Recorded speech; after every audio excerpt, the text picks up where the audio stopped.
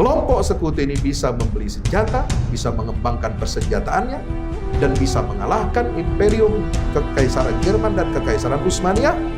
Yang mana Kekaisaran Utsmaniyah inilah yang menjadi tulang punggung, menjadi pelindung utama negeri Palestina selama berabad-abad sejak dinasti Utsmaniyah berdiri pada tahun 1299, melanjutkan janji Salahuddin Al-Ayyubi untuk melindungi Masjid Al-Aqsa, melindungi negeri yang diberkati oleh Allah Subhanahu wa taala dari tangan-tangan Yahudi. Maka kejatuhan Palestina ke tangan Yahudi internasional itu dimulai tahun 1917. Bukan tahun 1948 sebagaimana yang sering kita baca dalam buku-buku sejarah. Dengan berdirinya Israel, negara Israel pada tahun 1948, tidak. Israel secara de facto dia sudah ada bercokol di bumi Palestina sejak adanya deklarasi Balfour itu, janji Balfour.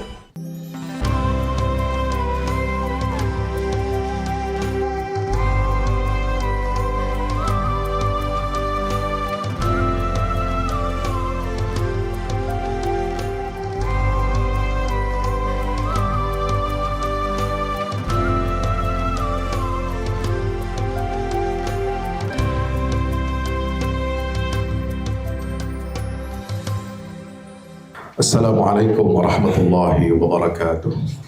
Innal hamdalillah nahmaduhu wa nasta'inuhu wa nastaghfiruhu wa nastahdihi wa na'udzu billahi min shururi anfusina wa min sayyiati a'malina. Innahu may yahdihillahu fala mudilla lahu wa may yudlil fala hadiya lahu. Asyhadu an la ilaha illallah wahdahu la syarika lahu wa asyhadu anna Muhammadan abduhu wa rasuluhu la nabiyya ba'dahu. Allahumma salli wa sallim wa barik alaihi wa ala alihi wa ashabihi wa man tabi'ahum bi ihsanin ila yaumil qiyamah. Ibadallah, usi nafsi wa iyyakum bi taqwallah. Ittaqullaha haqqa tuqatih wa la tamutunna illa wa antum muslimun.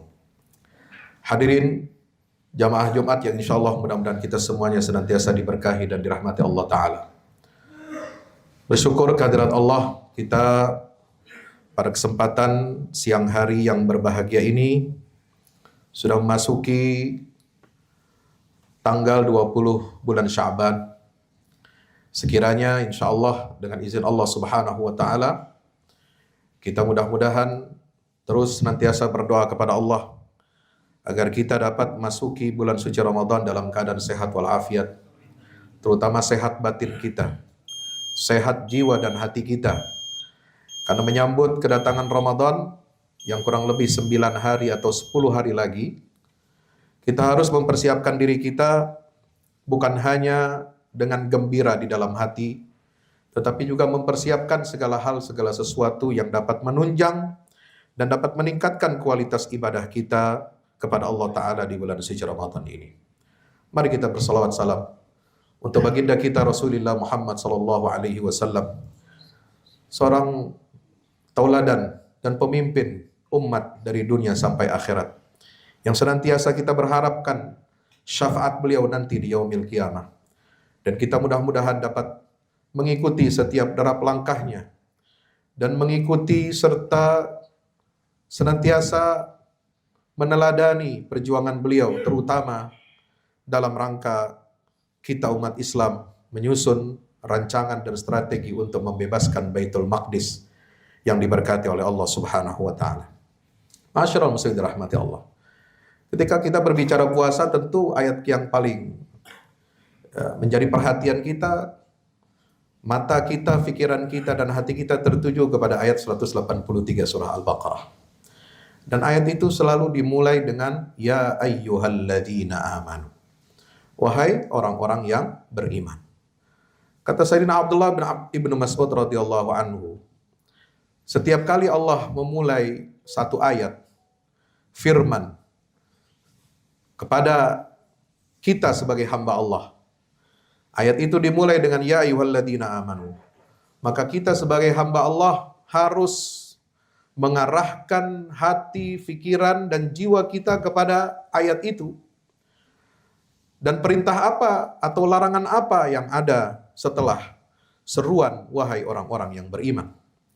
Karena tidak semua perintah dan larangan Allah dimulai dengan ya ayyuhalladzina amanu.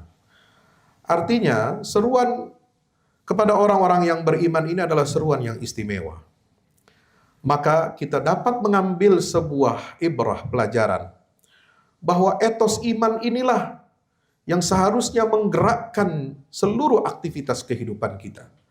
Menggerakkan akal dan pikiran kita, bahkan kalbu kita harus senantiasa dibimbing oleh etos iman ini. Dalam setiap pekerjaan kita, dalam setiap tingkah laku kita, dalam setiap penghambaan kita kepada Allah Subhanahu wa Ta'ala. Hadirin yang dimuliakan Allah Subhanahu wa Ta'ala, Buya Hamka menulis dalam tafsir Al-Azhar, ya, di jilid 1 halaman 417, ini cetakan yang lama. Ketika beliau menafsirkan ayat surat Al-Baqarah 183 itu, beliau menyatakan begini, Tuhan yang Maha Tahu itu telah memperhitungkan terlebih dahulu bahwa yang bersedia menggalangkan bahu buat memikul perintah ilahi itu hanyalah orang-orang yang beriman. Maka perintah puasa adalah salah satu perintah yang meminta pengorbanan kesenangan diri dan kebiasaan setiap hari. Orang yang merasa dirinya ada iman, maka dia bersedia menunggu apa agaknya perintah yang akan dia pikul itu. Dan dia bersedia untuk merubah kebiasaannya, menahan nafsunya, dan bersedia pula bangun di waktu sahur atau dini hari dan makan pada waktu itu. Karena apa? Karena Tuhan yang memerintahkannya. Dia bersedia menahan seleranya, membatasi diri di dalam melakukan suatu latihan yang sangat berat. Saudaraku yang dirahmati Allah Subhanahu wa Ta'ala, apa yang digarisbawahi oleh Buya Hamka ini seharusnya membuka mata kita bahwa kita menjalankan ibadah puasa ini berdasarkan panggilan keimanan kepada Allah Subhanahu wa Ta'ala. Dan panggilan keimanan itu menuntut kita untuk melakukan apa? Siap dan bersedia untuk sebuah pengorbanan diri. Pengorbanan diri kita untuk meninggalkan syahwat. Apakah syahwat kelamin? Syahwat perut? Dua jenis syahwat yang sangat berbahaya bagi umat manusia kalau kita menjadi hamba dan diperbudak oleh dua syahwat ini. Maka pengorbanan diri ini sangat penting. Hadirin yang dirahmati Allah Subhanahu wa Ta'ala. Kita menjalankan semua perintah Allah adalah dalam rangka kita mematuhi perintah Allah. Kita menjauhi larangan Allah dengan mengorbankan dorongan-dorongan syahwat kita, kesenangan-kesenangan kita, kebiasaan-kebiasaan kita setiap hari yang kita lakukan di luar bulan suci Ramadan. Maka dalam rangka etos iman ini membangun dan menciptakan sebuah transformasi umat di pentas global. Ini pula yang harus dituntut kepada kita, kepada jiwa setiap kaum muslimin. Sudah adakah pengorbanan di dalam diri kita ini untuk memperjuangkan kemerdekaan Masjidil Aqsa? Coba saudara lihat bagaimana pengorbanan. Ya. Kita harus belajar ini dari orang-orang Yahudi, saudara. Ya, mereka jahat, mereka buruk ya perangainya. Berapa banyak ayat-ayat Al-Quran menggambarkan keburukan perangai bangsa Yahudi ini dalam Al-Quran. Tetapi ada satu sifat yang harus kita ambil pelajaran dari mereka. Bukan keburukannya, tapi mereka bersedia untuk mengorbankan dirinya. Ya, memperjuangkan ide untuk membentuk sebuah negara nasional bagi kaum Yahudi dari seluruh dunia. Dan mereka mengorbankan, mencurahkan pikirannya, mengorbankan hartanya. Ya. Senin lalu, ada salah satu anggota dari keluarga Rothschild, keluarga bankir terkemuka di Eropa, di Inggris. Dia baru saja mati. Usianya 87 tahun. Ya. Kakeknya adalah seorang tokoh Yahudi di Inggris yang berhasil menggalang opini dunia, ya, mendukung secara finansial migrasi besar-besaran bangsa Yahudi ke negeri Palestina. Yang saat ini kita merasakan dampaknya luar biasa buat saudara kita itu.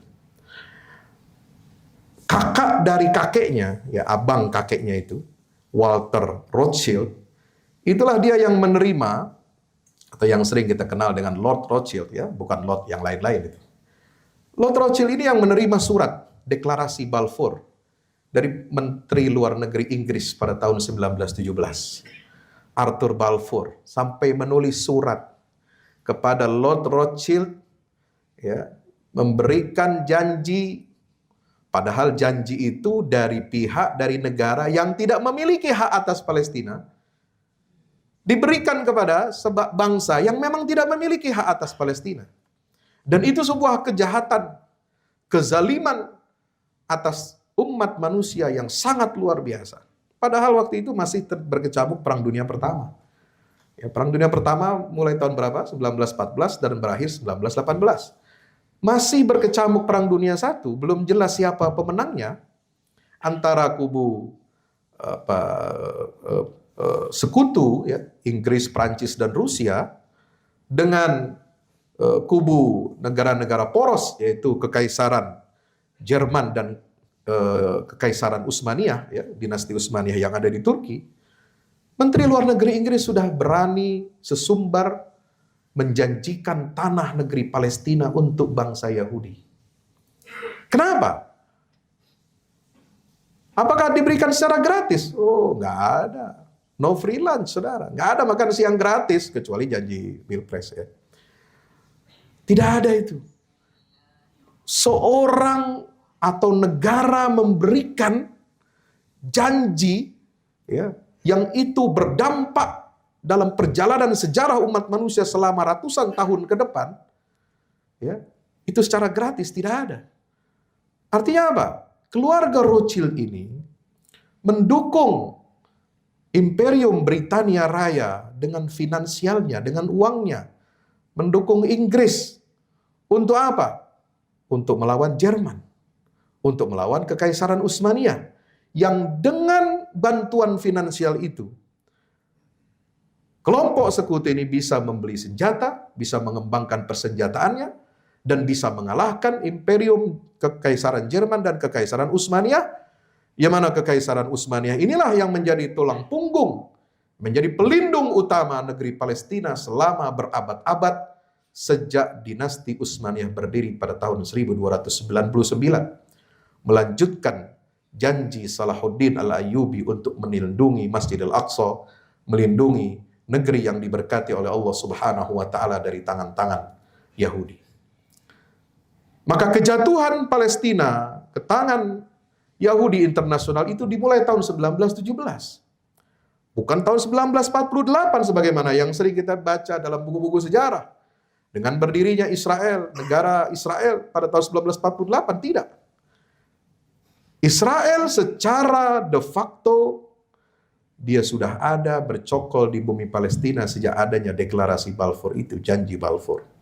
Tapi kita yakin, sebagaimana yakinnya Nabi kita Muhammad SAW, yang begitu yakin merumuskan rencana-rencana strategis untuk membebaskan Baitul Maqdis dari penjajahan Romawi. Sebagaimana yakinnya kita bahwa matahari esok akan terbit di ufuk timur di pagi hari, maka kita harus yakin pula, sebagaimana Yahudi memasuki bumi Palestina dengan janji kosong, janji Balfour, maka mereka pun akan keluar dari bumi Palestina itu secara terhina dengan janji Allah Subhanahu wa taala yang ada di dalam surah Al-Isra ayat 4 sampai ayat 8. Kita harus belajar bagaimana mereka ini melakukan pengorbanan yang luar biasa. 20 triliun dolar harta kekayaan keluarga Rothschild ini. Yang baru mati kemarin, Jacob itu kekayaannya 5 triliun dolar, Pak. Ya, luar biasa. 20 triliun dolar itu hampir menyamai APBN-nya Amerika. Ya, ini satu keluarga. Bankir, pemodal yang mendukung negara Israel sampai sekarang. Gedung Knesset Parlemen Israel, gedung Mahkamah Agung Israel yang ada di ibu kota mereka itu adalah hadiah dari keluarga Rothschild ini. Coba saya mau bertanya kepada kita semua. Ada tidak orang-orang kaya muslim, miliarder, triliuner muslim yang memiliki jiwa pengorbanan sebagaimana yang dimiliki oleh orang-orang Yahudi itu? Berapa dana yang sudah mereka sumbangkan untuk rakyat Gaza yang kelaparan saat ini? Ayo kita bertanya pada diri kita. Banyak sultan-sultan tajir, hebat, harta kekayaannya luar biasa. Investasinya ditanamkan di perusahaan-perusahaan di Eropa, di Amerika, di negara-negara maju. Uangnya disimpan di bank-bank terkemuka di Swiss. Yang mengelolanya adalah Yahudi tengik itu. Dan mereka tersandra, tidak bisa membantu apa-apa untuk saudaranya, rakyat Palestina ini, saudara. Jangankan memberikan janji, ya, memberikan janji saja, kami akan mendukung kalian, kami akan mensupport senjata untuk kalian mempertahankan diri kalian dari agresi Israel. Janji saja nggak ada, apalagi bantuan yang nyata, saudara. Maka kita malu di hadapan Allah Subhanahu wa Ta'ala. Ya. Bangsa Yahudi yang disebut dalam Al-Quran, bangsa yang dimurkai oleh Allah, yang kita setiap hari dalam solat kita minta kepada Allah, ihdinas siratal mustaqim, siratal ladzina an'amta alaihim ghairil maghdubi alaihim waladdallin. Mereka yang dimurkai oleh Allah, jalan mereka nggak boleh kita ikuti, harus dijauhi oleh kita. Tetapi kita kalah langkah, 1000 dia melangkah, kita masih berada di belakangnya. Kenapa? Nggak ada jiwa pengorbanan dalam diri umat Islam ini, saudara. Padahal kita sudah diajarkan oleh Allah, ya ayyuhalladzina amanu kutiba alaikumusiyam. Kita harus mengorbankan diri kita dari syahwat-syahwat remeh-temeh itu.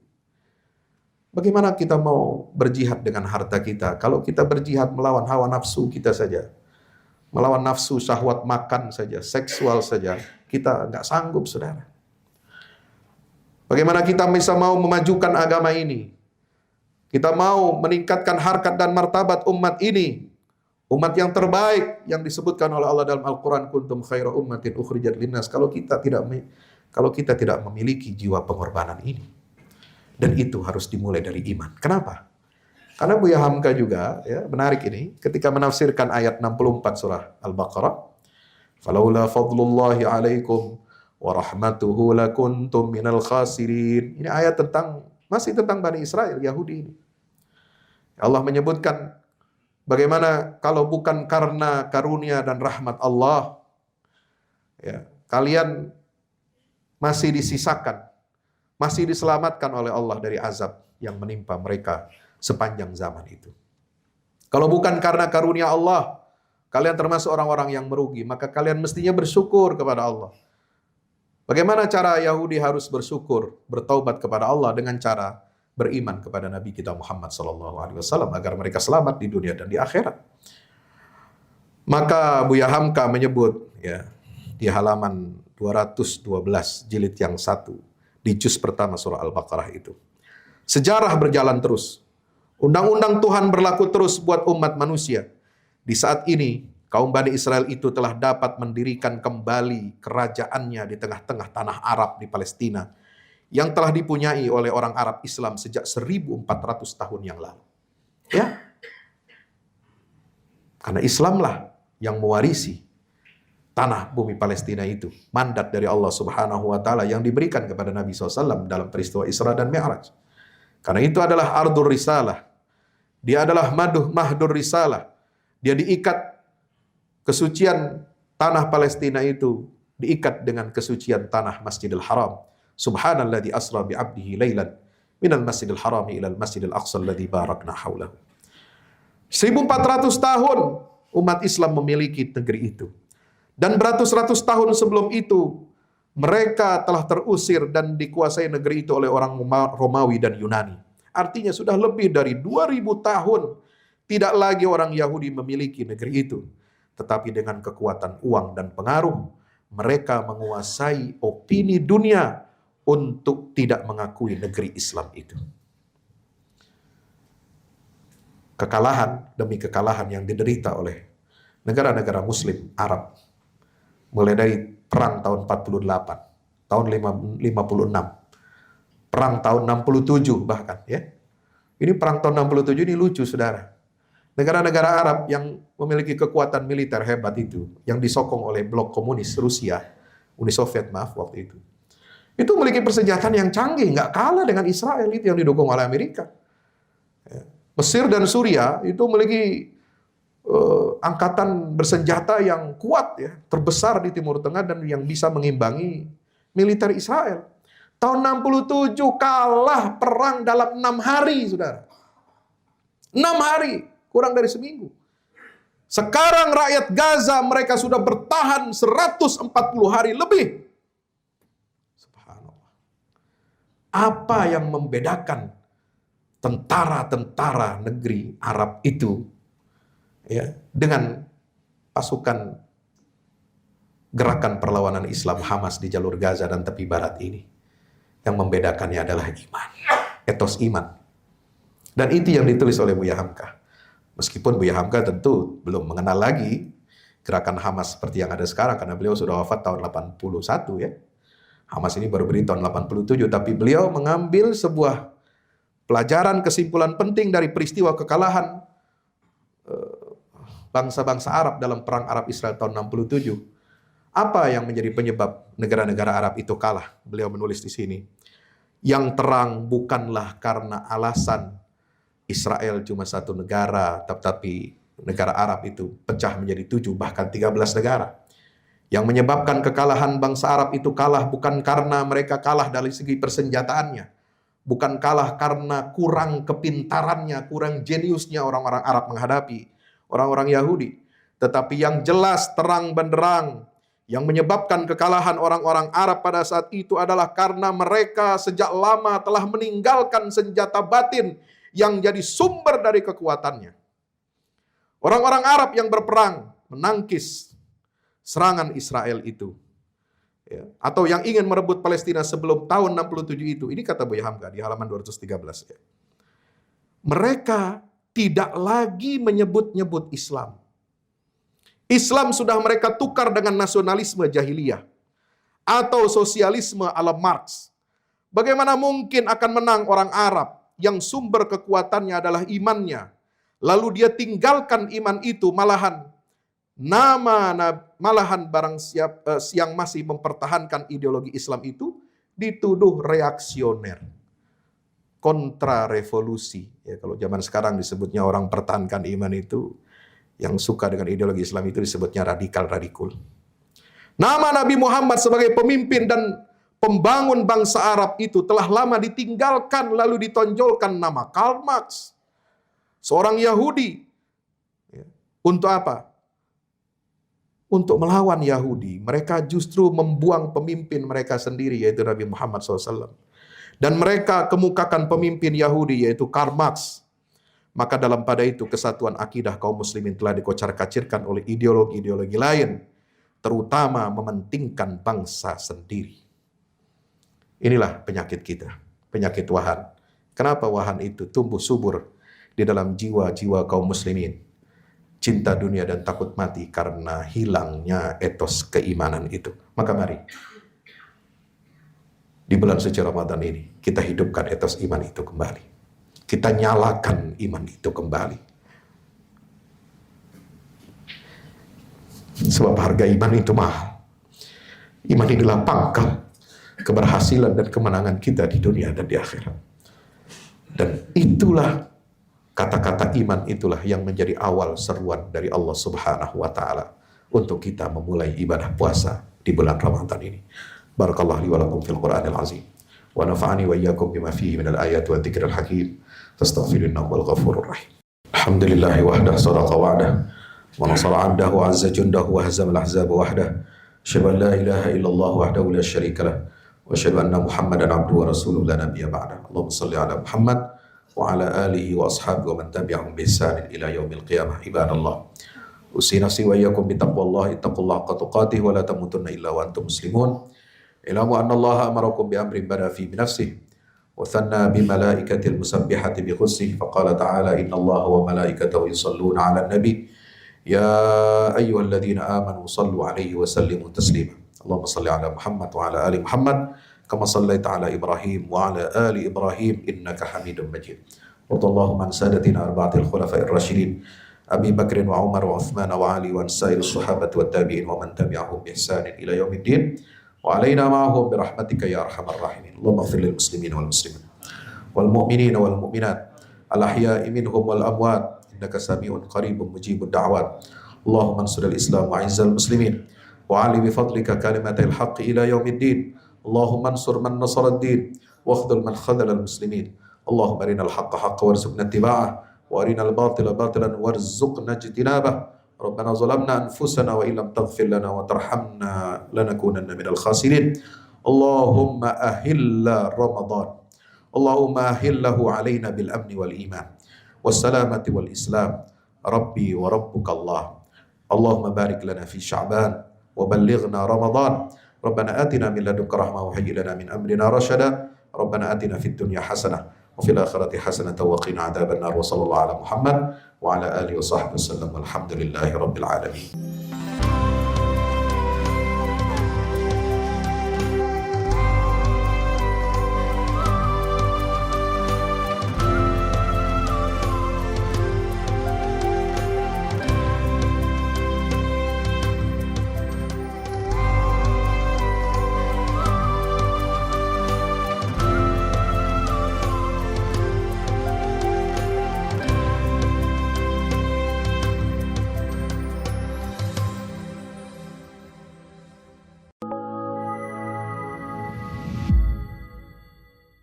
Yang terbaru dari Ustadz Fahmi Salim, buku Runtuhkan Zionis Rebut Baitul Maqdis, buku yang siap membuka cakrawala pikiran dan batin sahabat, sudah bisa dipesan sekarang juga.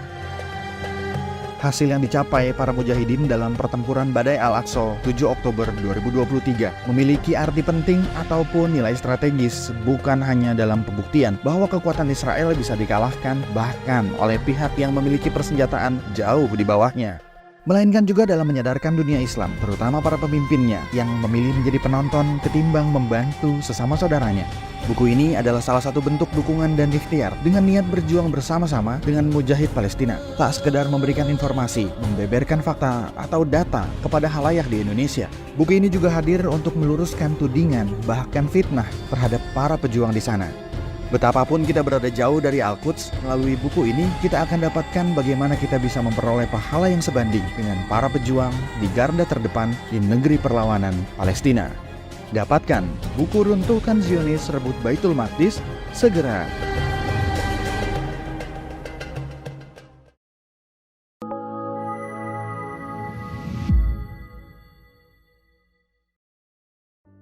Assalamualaikum warahmatullahi wabarakatuh. Di zaman dan era global yang semakin menuntut kita untuk terus bergerak, ada kebutuhan yang senantiasa harus kita penuhi dalam kehidupan kita. Zaman di mana segala kebutuhan terasa sangat mendesak. Salah satunya adalah kebutuhan sarana dakwah Al-Quran sebagai pusat peradaban. Al-Fahmu Institute hadir demi menjawab kebutuhan akan sarana dakwah Al-Quran di era masa kini.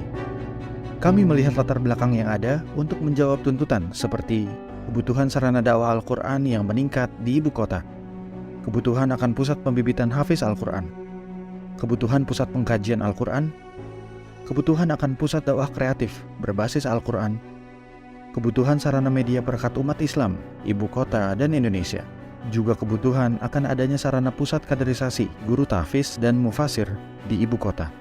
Yayasan Al-Fahmu International Indonesia sedang membangun gedung pusat dakwah Quran yang berlokasi di Jalan Pengukiran 3, Pekojan, Tambora, Jakarta Barat.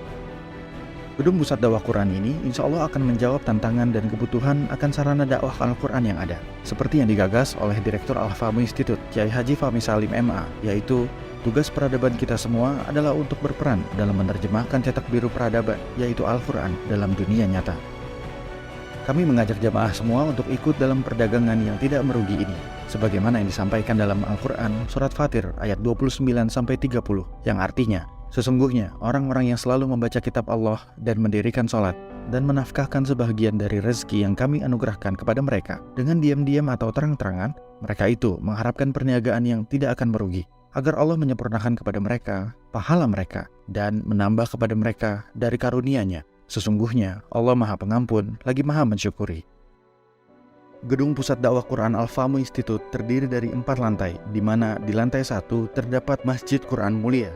Dan di setiap lantainya insya Allah diperuntukkan demi berlangsungnya tugas mulia dalam perjuangan dakwah Al-Quran.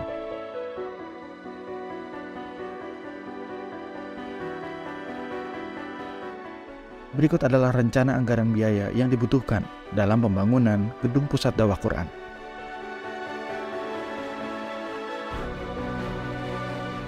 Dalam kesempatan yang mulia ini, kami mengajak jamaah semua untuk ikut dalam gerakan sedekah Lailatul Qadar di setiap malam ganjil di bulan Ramadan. Salurkan melalui nomor rekening berikut ini.